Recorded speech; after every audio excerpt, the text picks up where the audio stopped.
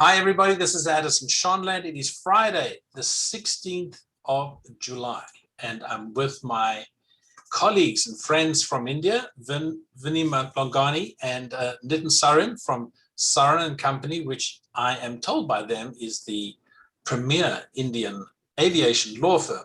And I believe them. They know everything. Gentlemen, it's good to see you again. Good to see you too, Addison. Pleasure, as always. So where should we start? What's the COVID update and how's it impacting travel in India? I haven't seen any new stuff from the government that I could put into our data model.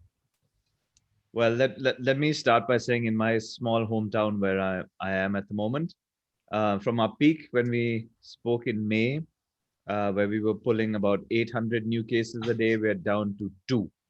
Wow. So, but I believe from the medical fraternity, they're seeing many more cases, which are coming. So we're preparing ourselves for the third wave. Yeah. And just to put it into, it's a sharp contrast from my hometown where we were seeing 29,000 new cases a day. We're down to 100 a day, less than 100 a day. So yeah, I guess. That's fantastic improvement. Yeah, well, I guess we were under lockdown for weeks together. So, yeah, we managed to get it under control. So, and air travel seems to be picking up. Mm-hmm. We're now at about 150 odd thousand passengers a day. It's between 30 and 40% of what was the daily passenger numbers pre-COVID. But I guess it's better than 50,000 a day, which was the case Right. a couple of weeks ago. So yeah, things are getting better. But unlike the first lockdown where the whole country went into lockdown together, this time it was a bit scattered in the sense various states went into lockdowns and different forms of lockdowns over a period of time. So, whereas the vast majority of the North Indian states seem to have got COVID under control, the northeast of the country and some states in the south of the country have COVID raging. For example, we're still adding about 40,000 cases a day in India. So it's down from 400,000 a day, but that's still 40,000 cases a day. And some states are actually still trying to get a lid on COVID. I think it's a bit like a Mexican wave in a football stadium, where one portion of the country is peaking, and then it just carries on along the length of the country. And I put something out on LinkedIn yesterday where I looked at US traffic and number of flights since the pandemic began. I think I went back to January 1, 2020. 2020, I think. And what I did was I looked at flights and traffic, and then I added from the I think it's the OECD, number of first vaccines and number of second vaccines. And what you see in late 2020, when the vaccination started, through like 2-3 days ago, an incredible correlation with vaccination levels and traffic recovery. We are already back now at 2019 levels. It's actually shocking. And bear in mind, when I say 2019 levels, we don't have the same fleet sizes. We don't have the same number of crews. Flights, it's quite common to get to the gate now and they say we're in an overbooked situation. We're offering people money to take the next flight. Yeah. So amazing, right? Bizarre. I think it's bizarre, but there is clearly a correlation, a very strong correlation between vaccination rates and an industry recovery. Oh, don't get me wrong. Absolutely. I'm just saying it's bizarre because going back to normal just seems so far off and seems so bizarre. That's what I'm saying. So because we've been so impacted by this virus that going back to normal has become the abnormal. Right. It's a weird way of putting it, but when you sit in one place, you have no idea how long it's going to take. In India, it's going to take at least 3 to 4 years more, just with the size of our population to, get some sort of herd immunity, and Is there a sizable population group that refuses the vaccine? I'm sure there is. I've met a couple of people who are dead against getting the vaccine, or they're just simply scared. They've heard some rumor about how the vaccine is, it's intentionally being, um, you know, given to people and things. I mean, yeah, it's a difficult one, especially with the size of our population. But Right. another interesting fact which I wanted to highlight was in my where I live. So we have a very large hospital. It's one of the largest in Asia, in fact, and they are carrying out a study on minors from the age of 8 to 18, and just to check how their antibodies are, whether they're immune, whether they've been exposed to the virus. And these are all a category who have not been vaccinated. And the last time the numbers were published, there were 796 children who had been tested for antibodies, and over 72% had the antibodies, That's which means that amazing. 72% of them had been infected. So Vin will not, will discredit that and say that he doesn't believe those numbers. But even if it's 50% true, it's quite remarkable. That means a lot of the kids have been exposed to this at some point or the other, Right. and we don't know where it started. To be very honest, that's the truth. I think that we all are eager to see the other side of this. And unfortunately, wherever we are in the world, we continue to learn. It's not like there's a complete knowledge on Correct. this pandemic. It's ongoing. Yeah. I mean, I draw a parallel to, I remember when I was growing up, AIDS was a big thing. The cover of Time magazine was always, about AIDS, and this was the early 90s. And now no one's talking about, AIDS. Um, it's, it's strange how it works. For us, it's going to be something very real. For the next generation, like my daughter, who's 2.5, hopefully she'll have no recollection of this. But let's see. Let's see where we end up. The tragedy is, of course, the government policies are, the open checkbook policy cannot go on. Mm-hmm. No government in the world is credible if they just keep writing checks. It's a crazy thing. We're talking about unending money supply impact. It's going to hurt. It's going to create damage. There's an unintended consequence, but that's public policy generally, isn't it? Yep. Yeah, and I guess the biggest possible experiment with COVID will happen in Britain, where they're going to remove all restrictions on the 19th, and they have about 40,000 cases a day as we speak, and they're saying, well, we're going to remove all COVID sort of protocols. You don't have to wear a mask in the open, irrespective if you're vaccinated, not vaccinated. You can go out to the pub, and and they'll just wait and watch.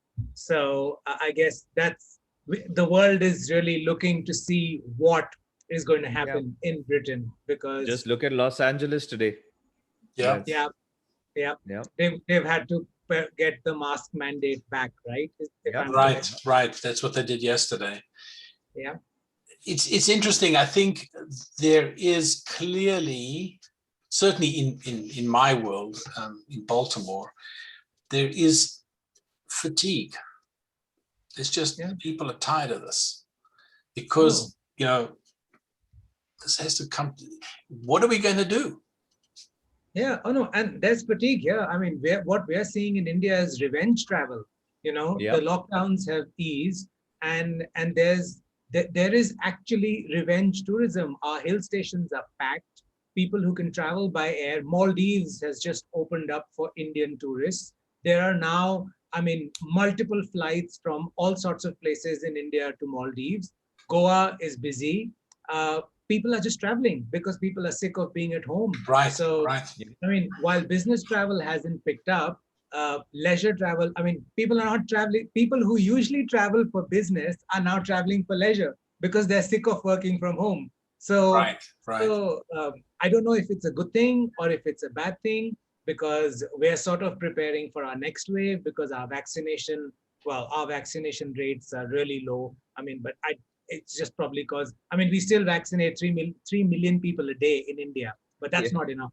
We've got to vaccinate 9 million people a day in order to avoid a third wave. So that's just the sort of, I mean, 3 million people a day is a lot of people, but given the size of our country, it's just not enough. It's interesting. Yesterday, I spoke with Michael Deleuze, who's the president of Porter Airways in Toronto. And I asked him, you know, we've seen this incredible resurgence in the US in travel. And Canada's talking about opening up, and they intend to start flying again in about a month's time, 3-4 weeks. And I asked him, do you expect to see a resurgence, like pent-up demand for travel? And he said, yes, particularly leisure travel. Yep. And it's interesting because I think that in certainly in mature travel economies, and where there is a high level of service economy as opposed to industrial economy, where to sell services or trade, you need to actually shake hands.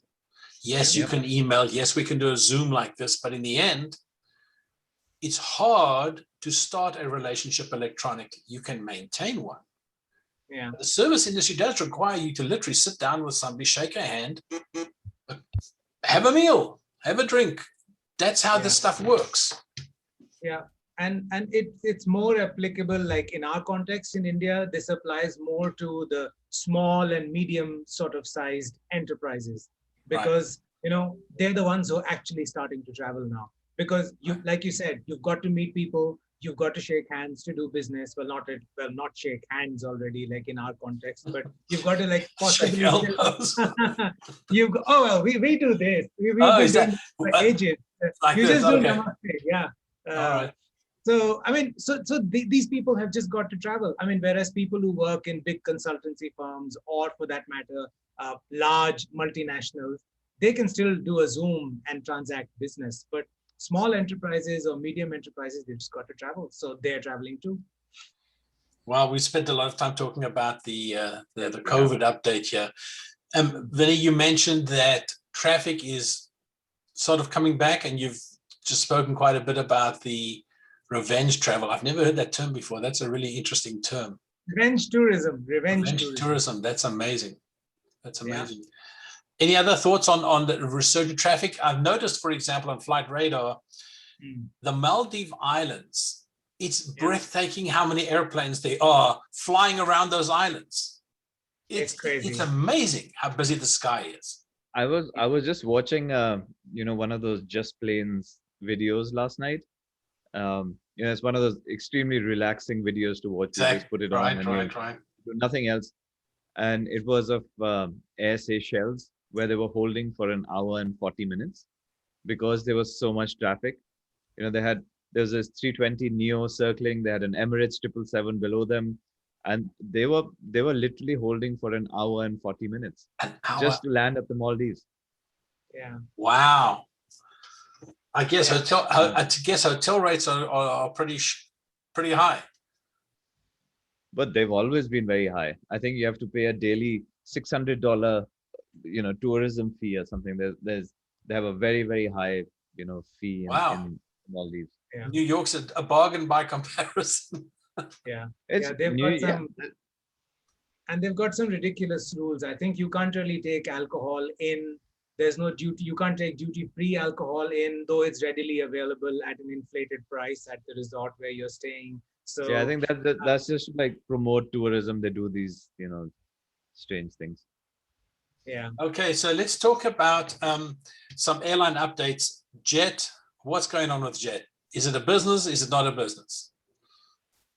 Well, Jet is a business. The the the plan which was submitted by the party that has just shown interest in wanting to turn them around has been accepted by the court. Um, Now once it's come to the press, everyone is up in arms. The employees are saying, oh, so to give you a long story short, so what the employees get are somewhere in the range of $400 each. It's something Like that low. compensation? Well, not compensation. That's in lieu of what they were owed. So that's salary, What? that's Yeah. government dues, that's the extent of how much of a haircut they're going to have to take. And so under our law, they have to run that past the employees after the plan has been passed, saying that please accept that if you want it. So it's $400 plus a laptop or an iPad or something from their current inventory, which is possibly already outdated. Yeah. And so now the employees have woken up, and they're filing all sorts of not filing, but they're sending letters to the various ministries of labor and employment, etc., saying that this is injustice, etc. So it's a difficult spot to be in, to be very honest, because our laws do you know you either worry about the airline that's coming back into some sort of shape and form, or you worry about its employees. It's uh, it's it's a very difficult one. It's a very, very difficult one. Nothing illegal has been done. It may not be very lucrative for the employees, but that's where they stand, and they're looking to challenge that at the moment. So we don't know where that's going to end up. In my opinion, they really can't challenge that, but you never know. uh, equity sides people who require it the most. So Yeah. Wow. And Air That brings India? me to, that brings me to my observation. If you really wanted to start an airline, why wouldn't you just like start from scratch? Why would you want to deal with all I of I this? agree. I would agree with that. I would. It makes no sense to me whatsoever. Just start fresh. Start from scratch, and just build it as you go. At least you won't have all of this litigation or baggage from the earlier version of the airline to take care of. And Right. because And mind you, It's a good point. this is probably a good point to mention that there are allegedly a few former executives of former Jet Airways who are allegedly starting a new airline yeah, called Akash, which means sky. yeah, So let's see. Let's see. I mean, yeah. I've read the news. They say the former CEO of Jet Airways is starting this airline along with an investor, a well-known investor. So let's see. It's I hope that interesting. investor isn't a certain gentleman that used to be formerly running a brewery. No, no. Well, yeah. No, the thing is, if you just look at the numbers, Vistara, well, the Tata Singapore airline, they've been around for 7+ years, not made a penny, and they've lost about $1 billion US. So, anyone wanting to start an airline, and I think for me, in my mind, the Tata Group is really the benchmark. You've got to have the risk appetite. I tweeted about this the other day. You've got to have the pockets, the motivation, the risk appetite, and you really have to have the patience like the Tatas, to be able to get into the aviation. It's the real ultimate long game, right? Exactly, Yeah. exactly. And I mean, and I mean, all this news of people allegedly wanting to start an airline by infusing $30 million, 20 million. I mean, in the grand scheme of things, that's nothing. So, Yeah. Okay. So is there anything on Air India? Because I have two quick questions to follow up so we can wrap. Anything on Air India? Where are we going with that? No, the last I heard was that again from the press, because everyone's very tight-lipped, was that the Tatas wanted some sort of indemnity from the government. From I don't remember for what, but do you remember, Vin? They wanted I some think it sort was of. against, like, they want allegedly sovereign guarantees for, like, debt and like indemnity against litigation. So again, this is all conjecture because Right. it's all Yeah, through it's all from the the press. So media. Okay. Yeah. So we don't really The know. other two items were, I noticed that in India now, it looks like a domestic leasing solution Mhm. Yes. for the airline industry is in the making. Nitin, can you give us a quick summary on that? Yes, of course. I think we touched upon this a couple of weeks ago. It's Right. called Gift City. So it's a IFSC. It's a free trade zone, which is not technically a part of India, etc. So leasing companies have been allowed to set up in that particular zone. They've been given a number of incentives. They get 10 years of tax-free uh, income tax-free business in the gift city, provided they've already been there for 5 years. They've there's no capital gains tax on the sale of aircraft. There's no tax on the SPV set up in this in gift city, sending funds to their parent company overseas in Ireland or the US. So there are a number of initiatives that have been taken. We have, I believe, the first aircraft was ordered through a leasing company that was set up in Gift City just less than 2 weeks ago. So it's been fairly exciting. I think there are about 3 lessors who have been set up against fairly small assets in the beginning. Airbus helicopters. So not very high value assets, but they're good feelers. They're good feelers. Right. I think Right. it's a very positive step that's been taken. Okay, my last item for today then is the word on the street in Toronto is that there are 4 SpiceJet Dash 8s that are not getting delivered. And there are there's some legal stuff going on where the OEM and the airline are going to end up in court. There's ramifications going on. I don't know what the status is on SpiceJet, but clearly de Havilland wants to unload these airplanes because they've been parked there for a while. Anything you can Well, share on that? It's not they're about to go to court. They've already gone to court.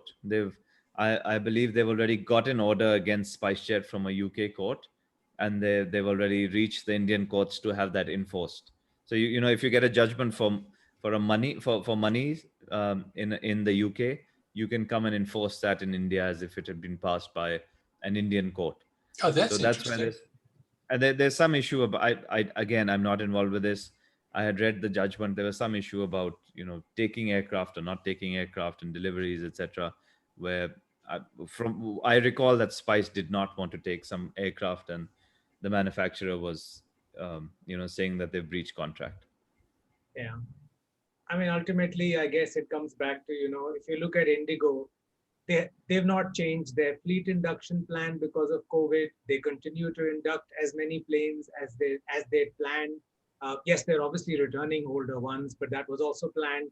So I guess airlines that went into COVID with a strong balance sheet, which is only Indigo, and with promoters who are committed, which is for the 2 Tata Airlines, everybody, they've sort of stuck to plan, and everybody else seems to have sort of had to make changes. And I guess this whole the fact that they don't want to take the aircraft is, I mean, ultimately comes down to the fact that everyone's on a thin sort of on thin ice.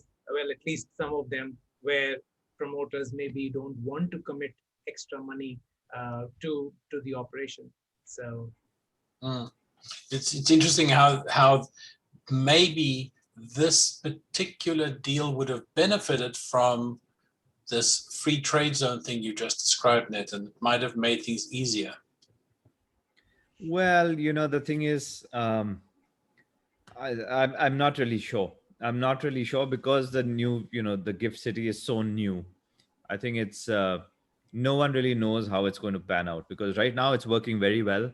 Everyone's very enthusiastic, but all it takes is one disgruntled, party to take someone to court, and then you Right. never know what the outcome is going to be. So I'm Right. not being negative about it. I think it's an excellent initiative, and they're doing a fantastic job.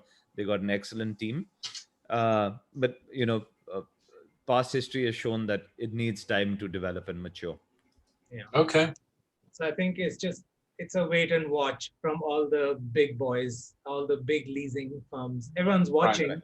to see how this is like an experiment. So they want to wait and see how this experiment goes. So and like Nitin said, they're great chaps, very committed, and they want to make it work. And I guess being in India, I mean, everyone's watching with bated breath to see how it goes. So and And hopefully just one last comment on that. I was speaking at a conference recently where there was a gentleman from another leasing company or another bank who said that, when he was referring to the gift city, he said, I remember our time in, when China set up their requirement that you have to set up leasing companies in China. And he said, we all ran at that prospect because they mandated it on us. It was either you do that or get out of our country. And gift city is completely voluntary, and it's not something that's forced on anyone. So it's a good initiative. It has the enthusiasm to win. So let's see. Fantastic. Really novel thing.